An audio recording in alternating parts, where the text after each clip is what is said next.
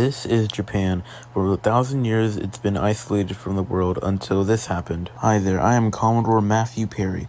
On behalf of the United States, you might have heard of us, greatest country in the world. Anyways, but I was here to start trading with you guys. Oh, we're flattered, but we're not really interested in trading. Oh, I'm sorry.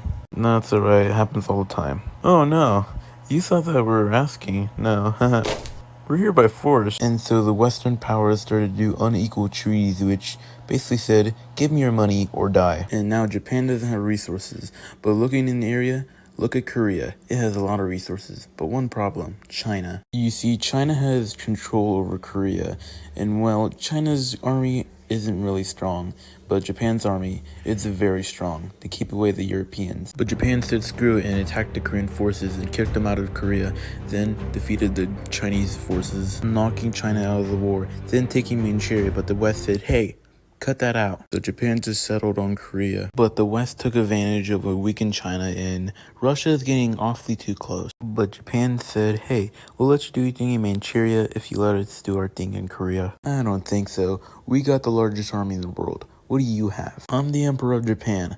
I got the power of anime on my side. Wow, you guys are freaking nerds. So Japan went to Port Arthur and said, that's a nice port. It would be a shame if it blew up. After the attack of Port Arthur, this was war.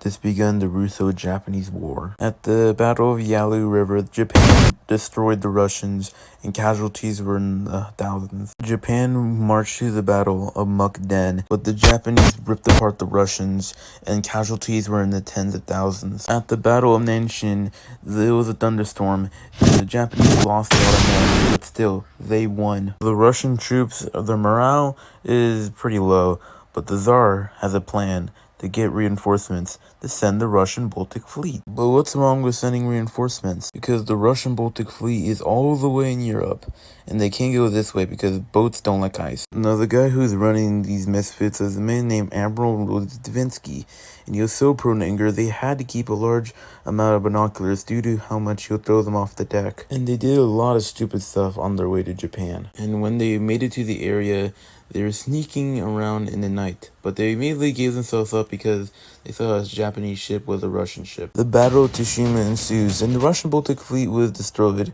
and while Japan wins the war, Japan will later carve itself an imperial empire and kill millions of people and ally with Nazi Germany and start a horrible war. That's right, I'm talking about